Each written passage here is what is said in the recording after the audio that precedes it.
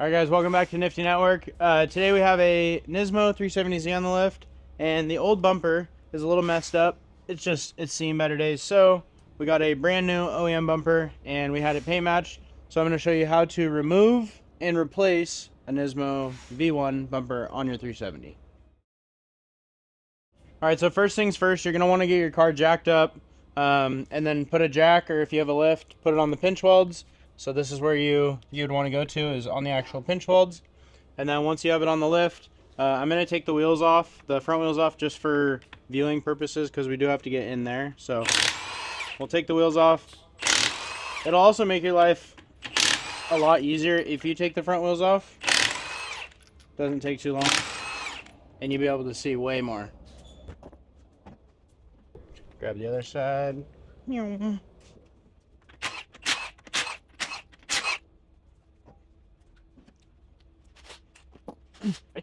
All right, now that you have the wheels off, I'm going to go ahead and pop the hood, and I'm going to get that raised up because I'm going to go up with the lift. So I want to pop the hood just so I can do everything on the bottom first.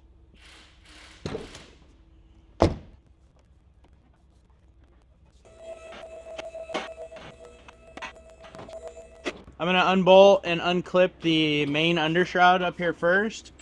So we'll just go through here. There's a bunch of 10s.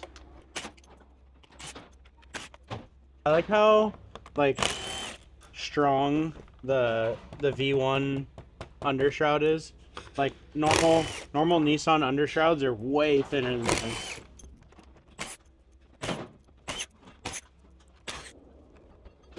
So what's that tool that you're using? This right here is a gear wrench extended 10 mil with a wobbly on it. It's a little blown out. I've had her for a while, but I love this thing. And then this is just a Milwaukee 3/8 with a 5.0. Good stuff. Only the best. We're gonna go through here on the smaller portion of the undershroud. We're gonna pop a few clips off and get access to under here because we need to take this down to get the undershroud off. And there's a few Phillips heads. So you can use a screwdriver or you can use a drill. Whatever's most convenient for you.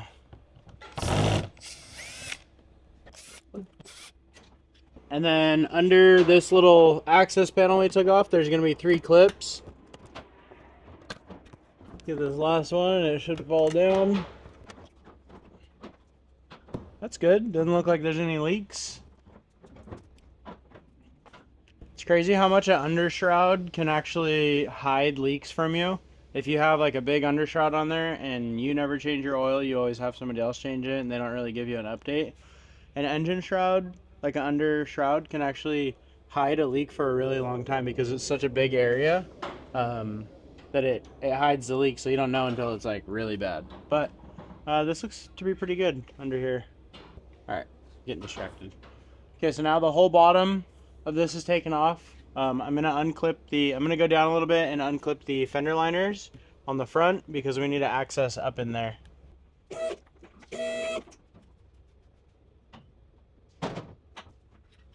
Okay, so in here we have 1, 2, 3, 4, looks like 4 clips, and then this will come off.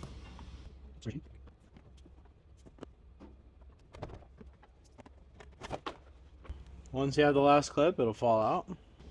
And let's go to the other side. There's 1. There's 2.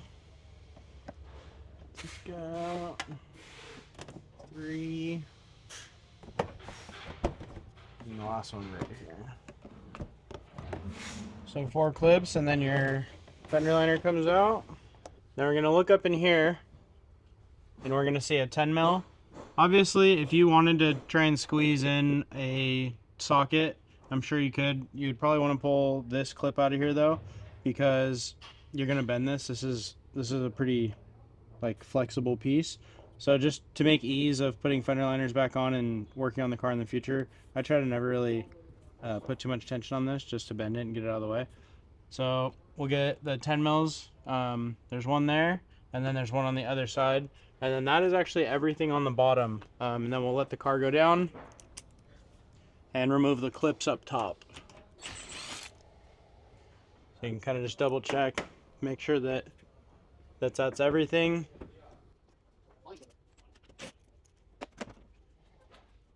Alright, so now that we got the sides are unhooked, I always like to just make sure that these are free before I start doing the, before I do the center part.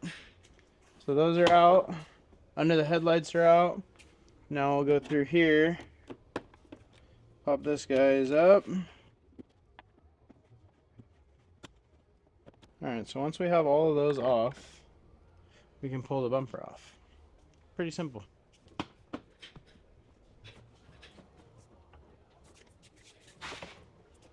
Alright, so that's how you remove the bumper. Alright, and now we're going to put the new one on. So just basically reverse what we just did. I'm going to start with the clips in the center. And I'm going to just rock this up and pop that in so that it holds it. And meanwhile, I'm holding my opposite hand on the center of the bumper the whole time because I don't want it to fling up and scratch anything. Then you just clip all that back together, and yeah, let's put it back. Alright, so now all these are done up top. Realistically, we can shut the hood now. Then we'll go back up. We'll connect each side of the fender.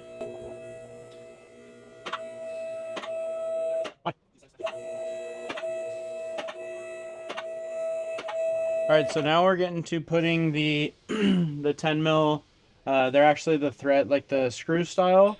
Those go right here, not the, I'll show you the difference just so you don't go stripping things and breaking things. So there's an actual thread pitch. Both of these have thread pitch, obviously, but this is a fine thread, and it doesn't have the screw tip on it. This one has a screw tip, and it's a more of a thicker thread, or non-fine.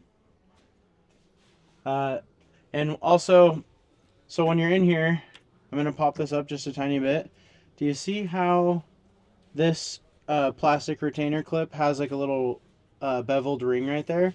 You want to make sure that when you're putting the bumper on, that you almost clip that in first. So the bottom of the bumper is going to be flush with that tab. And the reason you do that is so that this gap right here can be as tight as possible. I'll start that by hand. Give this a little zippy. And you don't need this to be crazy tight either because it's going into plastic, and if you go really fast and strip it, then the plastic turns into mashed potatoes and then you need new clips. So don't go overboard.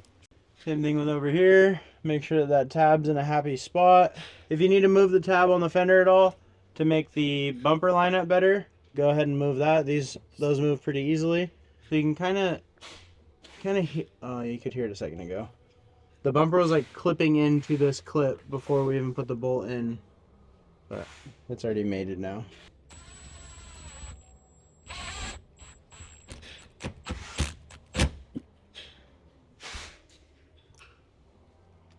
And if you need to adjust like how it fits, you have just a little bit of adjustment. That's nice and straight now. Oh, that's good. Cool. We can put fender liners back in now. Actually, first things first, before I get distracted, I'm gonna pop off this emblem. So we'll pop that off, and then I'm gonna take the second part of this bumper off over here. There's like a little pre-shroud skid plate, whatever you want to call it. So let's get that off of there. Pre-shroud. It's not called a pre-shroud, but that's what I'm calling it.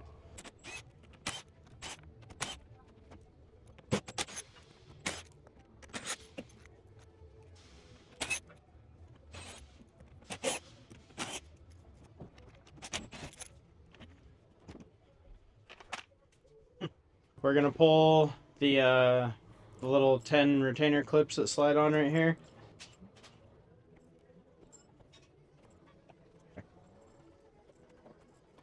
Alright, so we're gonna go back through here and put all of these these clips back on here. You want to make sure that that hole is centered on the clip so that it makes your life easier when you're putting that little front lip shroud thingy on.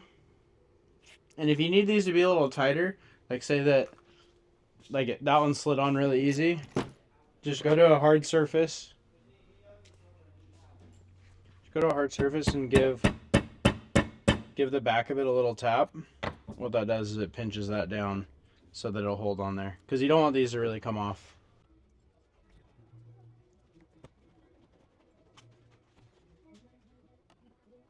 Alright, so there's a couple pieces on here. Ignore this. This one's here just to kind of hold everything in place. I have one set up there, but these are plastic rivets. These are how the OEM ones are. So you basically put this in here and you squeeze that. This one's bad now because I did that.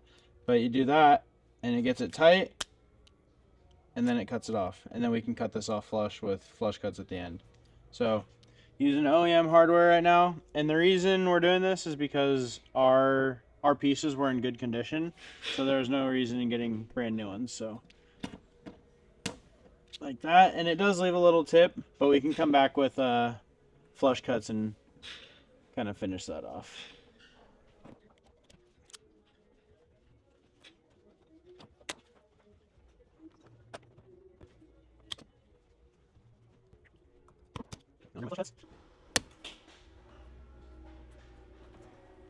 And this one cut pretty flat right there, so that one doesn't need nothing. And I always just rub my hand across something like this. If you're redoing this, you just don't want nothing to touch it. Like if you're cleaning your car and you got microfibers dragging on it, you don't want to leave strings and potentially cut your tire or your hand when you're washing it. So just kind of take precaution and things. Dang, where did that hit? All right, so that's all good.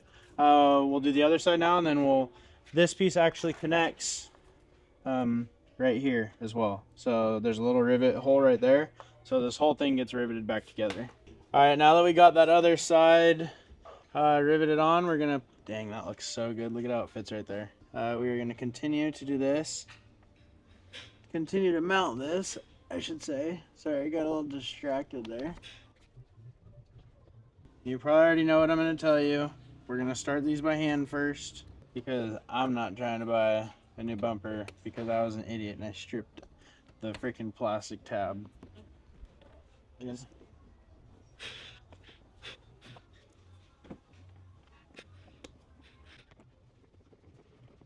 Alright, I'm going to do the opposite side now, just so that I can get this up so it's not hanging all weird.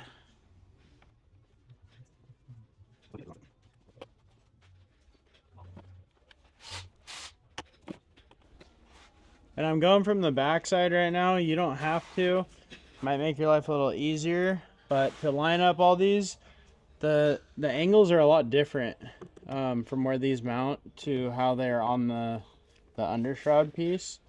So if you just go straight in, you're gonna end up stripping the retainer clips. It made it a lot easier doing it from the inside, actually. Or even doing this before you install it would be a good idea.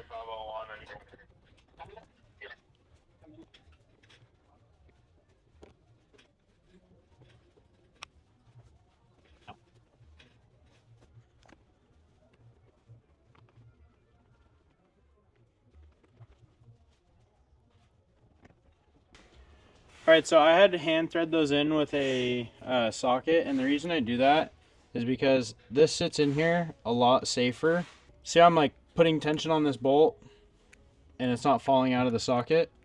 If I tried that with a wrench or with a Phillips head, it would just fall right off. So you're gonna drop your bolt way more, trying to angle this. Yes, it's doable. There is a Phillips head tip, but a socket will make your life easier. So I'm gonna start in the center. And the reason I'm going to start in the center is because I'm going to go down the line right here, and I want this little lip right here to line up as perfectly as I can. So center, we're going to go right first. I got my hand on here and I'm just feeling, making sure it's not sticking out too far.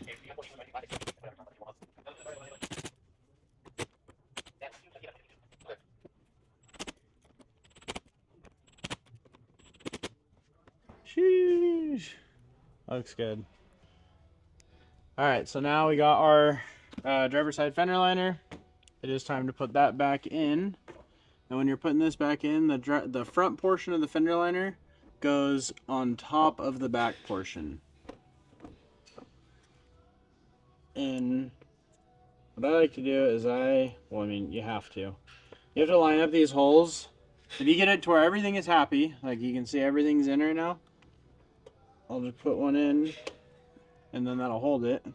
But if you kind of like force it to go in, if you force it to go in, then there's something wrong with the fender liner, because if it's an OEM fender liner, it should fit really good. So we'll get this tucked behind where it's supposed to go. Alright, so we'll finish putting that on.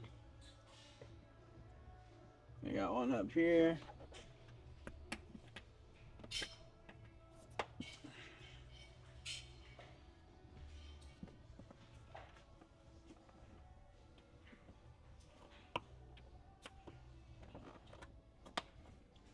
Cool.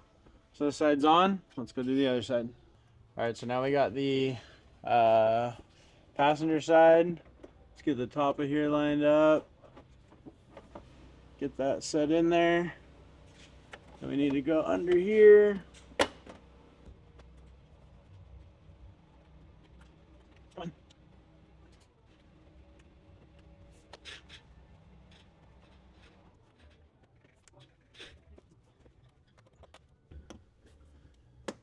Cool.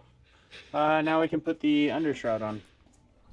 So we line up the front of these, and you'll find a few holes in here on these holes right here. There's 3 of them. So 1, 2, 3, or it might have been the one in front of that.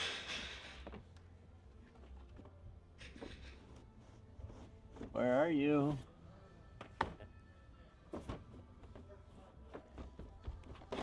So that's how you know that you have your undershroud in the right place, is when all 3 of these holes line up.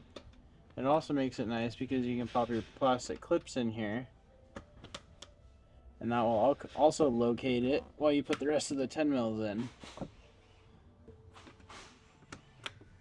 So that'll stay now. Alright, so before I put any of the 10s on that hold the actual undershroud up, I'm going to go on each side and I'm going to clip the fender liner to the actual undershroud.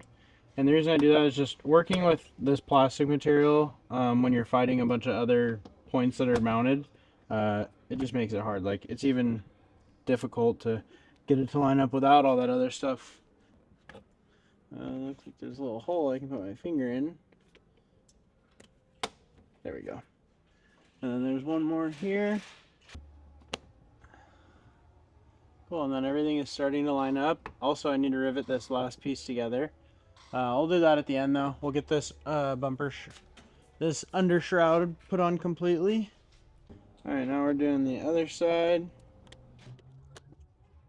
And there's 3 of these on here. This last one here.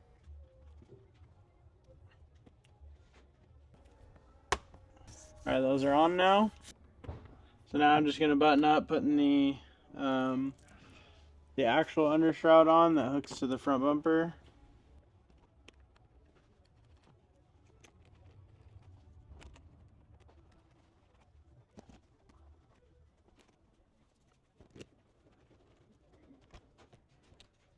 Real good. And then there's a few back here.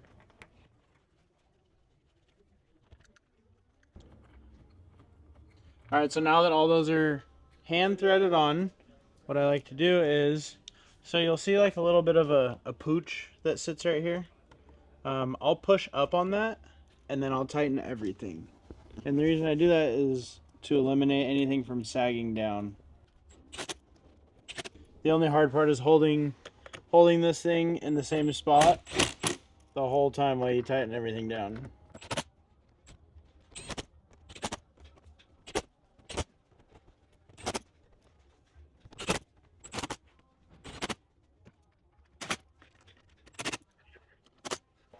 There you go. So then it doesn't hang down it doesn't hang down near as much as if you were to tighten it when it was already hanging down. All right, so I got the beauty trim cover, whatever you want to call it, for the skid plate. We're just clipping that back in, and we'll go through. Yeah, doing clips before you do anything that has like a screw or a bolt on it or threads on it will make your life way easier. Oops, wrong hole. Right now that we got all the clips in, let's go back through here and screw everything back in. And the reason I'm not using a socket is just because these don't need much adjusting to get it to work. And it's not a fine thread, it's like a screw style, so it just finds where it wants to go and it goes. Let's put the wheels on it and then we'll do the final touch of the emblem and she is good to go. Before I forget, I'm gonna put the last touch on here on the inside of the bumper. There we go. Don't even need to trim it with flush cuts. Sheesh. OEM, let's go. OEM wheels just fit so good. Right now I have one lug nut like on the stud. It's not even tight though, but the wheel just stays on so good. So I am just cleaning off the old emblem glue. Looks like this thing had been put on before because that's not the factory stuff. But we'll get some double-sided tape, cut it to fit. Slap this bad boy on. There you go. That is how you dismount and mount or remove and replace a bumper on your Nismo V1.